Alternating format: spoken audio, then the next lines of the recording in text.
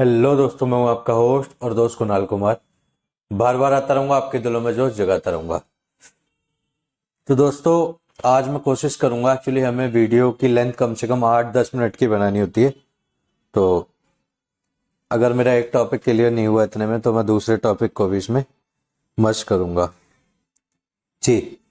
इस वीडियो का टॉपिक रहेगा दोस्तों, एनपीए अकाउंट रेगुलर। मैंने व्यूवर की डिमांड पे बताया था कि एनपीए क्या होता है। तो अभी जी अगली डिमांड आ गई है कि एनपी अकाउंट रेगुलर कब होगा।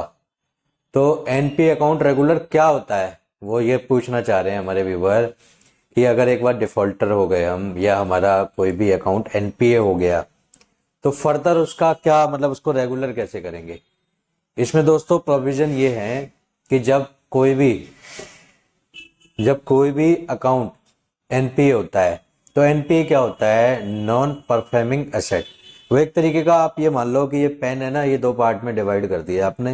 ये एक कुणाल कुमार बैंक है, ये एक अमित कुमार बैंक है। आपके दोनों जगह खाते हैं, और इस वाले की आप ईएमआई भर नहीं पा रहे हो, 3 महीने हो गए आपको, और आपने इसकी ईएमआई नहीं भरी। तो वो क्या करेगा बैंक, इसको एनपीए डिक्लेयर कर देगा, नॉन परफॉर्मिंग एसेट। ये अगर आपको रेगुलर करना है तो आप इसकी ईएमआई पूरी भरेंगे, पूरा क्लियर करेंगे आउटस्टैंडिंग, तो ये रेगुलर हो जाएगा। दूसरा, अगर आपने इसकी ईएमआई नहीं भरी और इस बैंक में आपकी कोई कुछ भी मैटर चल रहा है, और इसका आप टाइम टू टाइम ईएमआई भर रहे हैं, मेंटेन कर रहे हैं, या जो भी है इसको ऑपरेट कर रहे हैं, तो ये एनपी नहीं है। ऐसा नहीं होता कि आपने अमित कुमार बैंक में एक खाता है और एक कुणाल कुमार बैंक में है, तो दोनों ये एनपी होगा तो ये भी एनपी हो जाएगा, ऐसा नहीं होता।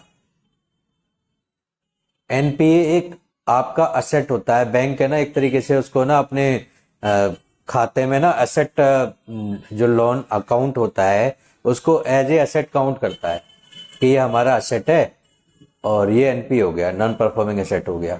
मर गया, पैसा नहीं दे रहा ग्राहक, तो वह एनपी हो जाता है। बस इतना ही समझने का इसमें है, एनपी में और कोई बहुत बड़े तीर नहीं है। आपको रेगुलर करना है, वही अकाउंट रेगुलर करना है जो आपने एनपीए हुआ है, तो आप उसकी पूरी पेमेंट भर दो।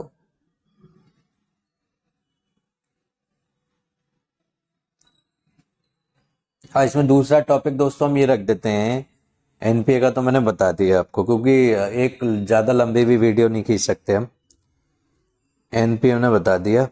दूसरा जो टॉपिक है दोस्तों, वो है ईसीएस बाउंस पर लीगल एक्शन होगा या नहीं होगा, और ईसीएस को हम बैंक से कैसे रिमूव कर सकते हैं। वैसे तो 3 टॉपिक भी बन जाते, लेकिन वीडियो छोटी रहती। मैं आपको ईसीएस अगर हमें हटाना है, पहले तो हम इस टॉपिक पे बात करेंगे। ईसीएस हमें हटाना है तो आप बैंक के पास जाएंगे, कुणाल कुमार बैंक या अमित कुमार बैंक, कि सर अमित सर, ये मेरा एक बैंक खाता है, अकाउंट नंबर है, और मुझे इससे ना ऑटो डेबिट हटवाना है। ईसीएस को दोस्तों कई लैंग्वेज में बोलते हैं, ऑटो डेबिट बोलते हैं, ईसीएस बोलते हैं, ऑटो पे बोलते हैं, ठीक है, ई मैंडेट बोलते हैं। ये सभी एक ही हैं, नाम अलग अलग है लेकिन एक ही चीज़ है। तो वो क्या होगा कि आप बैंक वालों के पास जाएंगे कि सर मुझे इसका ई मैंडेट हटवाना है, तो बैंक वाले कहेंगे नहीं सर, हम नहीं हटा सकते, हम नहीं हटाएंगे, आपने किसी को दे रखा है, वो सर दिया हुआ हटता नहीं। कुछ बैंक हटा भी देंगे, कुछ बैंक मतलब ये एक तरीके का ना, आप हटवा सकते हो बिल्कुल, लेकिन वही सेम आपके पास जानकारी का अभाव है, और आपको बैंक मैनेजर अपना काम बचाने के लिए आपको कुछ भी बोल देगा, नहीं होगा सर। आप वहां से ना 2-3 चीजें होती हैं, अगर आप वो 2-3 चीजें उनसे पूछ लेंगे ना, तो वो आपको समझ जाएगा कि इसके पास नॉलेज है, इसको जानकारी है, और वो आपसे पॉइंट टू पॉइंट ही बात करेगा। अगर कोई ऐसा कानूनी कोई प्रक्रिया है कि इस चीज हटा दिया, तो उस पर कोई कानूनी कुछ आपने उल्लंघन कर दिया, तो वो आप पे होगा, बैंक पे नहीं होगा।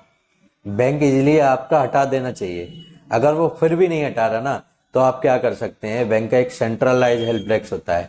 सपोज दिल्ली में 50 ब्रांचें हैं कुणाल कुमार बैंक की, तो उसका ना 50 ब्रांचों के ऊपर एक मॉनिटर, जैसे स्कूल में दे देते थे ना कि भाई मॉनिटर साहब तुम देखोगे, कोई हल्ला नहीं मचाएगा। तो एक सेंट्रल हेल्प डेस्क होता है या सेंट्रल ब्रांच होती है, उस ब्रांच में आप फोन करेंगे, नंबर में आपको मिल जाएगा गूगल से, फोन करेंगे, उनकी मेल आईडी भी होती है, मेल आईडी डाल दो आप कि सर ऐसे ऐसे पंगा है, हम इसे से हटाना चाह रहे हैं और ये बाबूजी जो है हमारे मैनेजर साहब हटा नहीं रहे, वहाँ से हट जाएगा। और अगर वो भी नहीं होता, आप अकाउंट क्लोज करा दो, अकाउंट तो क्लोज होगा। अगर इसमें भी आपको सोल्यूशन नहीं मिल रहा ना, तो आप क्या करो, बहुत अच्छा टूल है दोस्तों, मैंने खुद एक्सपीरियंस किया हुआ है। आप बैंक में जाएं मैनेजर साहब से, आपकी कहीं भी कुछ भी सुनवाई नहीं हो रही, आप उनसे डिमांड करें, सर आप मुझे ना कंप्लेंट रजिस्टर दे दीजिए। आपके पास एक कंप्लेंट रजिस्टर होगा।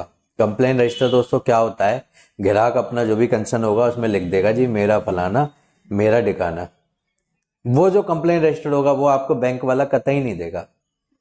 अगर उसने दे दिया तो उसका जब वो एनुअल आपका ऑडिट होता है ना बैंक का, उसमें सीए उसको पकड़ लेगा, सीए देखता है। ये मैं बात इसलिए बता पा रहा हूँ आपको क्योंकि मेरा दोस्त सीए, मेरा भाई सीए है और वो बैंक का ऑडिट करने जाता है, तो वो उसको ऑडिट में मांगते हैं, जी सर कंप्लेंट रजिस्टर दिखाओ, क्या क्या कंप्लेंट आई, आपने क्या रेजुलेशन दिया। तो बात तो वही आ गई ना रेजुलेशन की, वो बिना कंप्लेंट के ही दे देगा मैनेजर। जब कंप्लेंट करके भी रेजुलेशन देना है तो बिना कंप्लेंट के ही दे देगा वो, बस कंप्लेंट रजिस्टर्ड मांगते ही आपका काम हो गया। तीसरी बात, अब ईसीएस कैंसिल करा दिया तो केस होगा या नहीं होगा, ये दोस्तों लेंडर के ऊपर डिपेंड करता है। लेंडर वो होता है जिसने आपको लोन दिया है। लेंडर आपके ऊपर चाहे तो कार्रवाई कर सकता है, लेकिन जनरली होता क्या है, वो करता नहीं है। क्यों नहीं करता, जो लोन होते हैं कोई ऐसा तो नहीं 50 लाख के, जो छोटे कंज्यूमर लोन होते हैं या क्रेडिट कार्ड वगैरह होते हैं, लाख, 1.5 लाख, 2 लाख, जो 50 लाख का होगा वो तो दे ही देगा, वो बंदा डिफॉल्ट नहीं करेगा, उसका कारोबार इतना बड़ा होगा।